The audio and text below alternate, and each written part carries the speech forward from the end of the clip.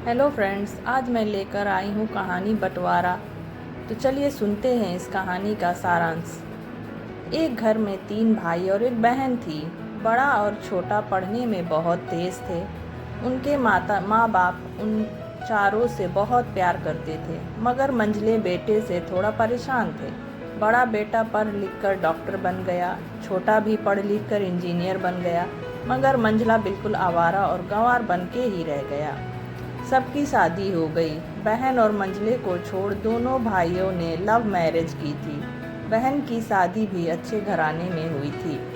आखिर भाई साहब डॉक्टर इंजीनियर जो थे, अब मंझले को कोई लड़की नहीं मिल रही थी। बाप भी परेशान, माँ भी। बहन जब भी मैके आती सबसे पहले छोटे भाई और बड़े भाई से मिलती, मगर मंझले से कम ही मिलती थी, क्योंकि वह न तो कुछ दे सकता था और न ही वह जल्दी घर पे मिलता था। वैसे वह दिहाड़ी मजदूरी करता था, पढ़ नहीं सका तो नौकरी कौन देता। मंझले की शादी किए बिना बाप गुजर गए। माँ ने सोचा कहीं अब बंटवारे की बात न निकले, इसलिए अपने ही गांव से एक सीधी सादी लड़की से मंझले की शादी करवा दी। शादी होते ही न जाने क्या हुआ कि मंझला बड़े लगन से काम करने लगा। दोस्तों ने कहा, ए चंदू, आज अड्डे पे आना। आज नहीं फिर कभी। अरे तू शादी के बाद तो जैसे बीवी का गुलाम हो गया।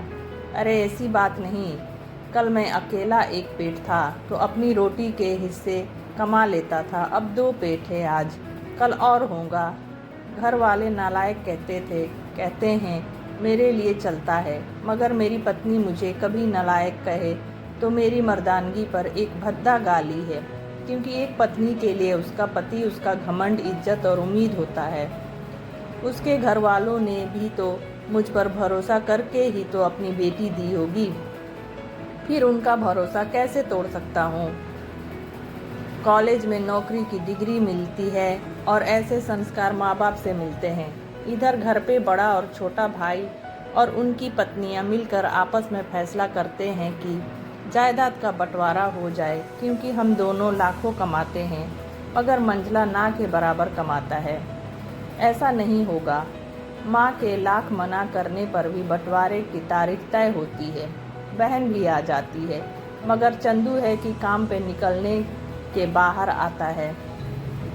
उसके दोनों भाई उसको पकड़ कर भीतर लाकर बोलते हैं कि आज तो रुक जा, बंटवारा कर ही लेते हैं। वकील कहता है ऐसा नहीं होता, साइन करना पड़ता है। तुम लोग बंटवारा करो, मेरे हिस्से में जो देना है दे देना। मैं शाम को आकर अपना बड़ा सा अंगूठा चिपका दूंगा पेपर पर। बहन कहती है, अरे बेवकूफ़, तू गंवार का गंवार ही रहेगा। तेरी किस्मत अच्छी है कि तुझे इतने अच्छे भाई और भैया मिले। माँ कहती है, अरे चंदू, आज रुक जा। बंटवारे में कुल 10 बीघा जमीन में दोनों भाई 5-5 लाख रख लेते हैं और चंदू को पुश्तैनी घर छोड़ देते हैं। तभी चंदू जोर से चिल्लाता है, अरे फिर हमारी छुटकी का हिस्सा कौन सा है। दोनों भाई हंसकर बोलते हैं, अरे मूर्ख, बंटवारा भाइयों में होता है और बहनों के हिस्से में सिर्फ उसका मायका ही है। ओह, शायद पढ़ा लिखा ना होना भी मूर्खता ही है। ठीक है, आप दोनों ऐसा करो, मेरे हिस्से की वसीयत मेरी बहन छुटकी के नाम कर दो। दोनों भाई चकित होकर बोलते हैं, और तू? चंदू माँ की ओर देख मुस्कुरा कर बोलता है, मेरे हिस्से में माँ है ना। फिर अपनी बीवी की ओर देख कर बोलता है, क्यों चंदूनी जी, क्या मैंने गलत कहा? चंदूनी अपनी सास से लिपट कर कहती है, इससे बड़ी वसीयत क्या होगी मेरे लिए कि मुझे माँ जैसी सास मिली और बाप जैसा ख्याल रखने वाला पति। बस यही शब्द थे जो बंटवारे को सन्नाटे में बदल दिया। बहन दौड़कर अपने गंवार भैया के गले लगकर रोते हुए कहती है कि माफ़ कर दो भैया मुझे, क्योंकि मैं समझ न सकी आपको। इस घर में तेरा भी उतना ही अधिकार है जितना हम सभी का। बहुओं को जलाने की हिम्मत किसी में नहीं, मगर फिर भी जलाई जाती है, क्योंकि शादी के बाद हर भाई हर बाप उसे पराया समझने लगते हैं। मगर मेरे लिए तुम सब बहुत अजीज हो, चाहे पास रहो या दूर। माँ का चुनाव इसलिए किया ताकि तुम सब हमेशा मुझे याद आओ, क्योंकि ये वही कोख है जहाँ हमने साथ साथ 9 महीने गुजारे। माँ के साथ तुम्हारी यादों को भी मैं रख रहा हूँ। दोनों भाई दौड़कर मंझले से गले मिलकर रोते रोते कहते हैं, आज तो तू सचमुच का बाबा लग रहा है।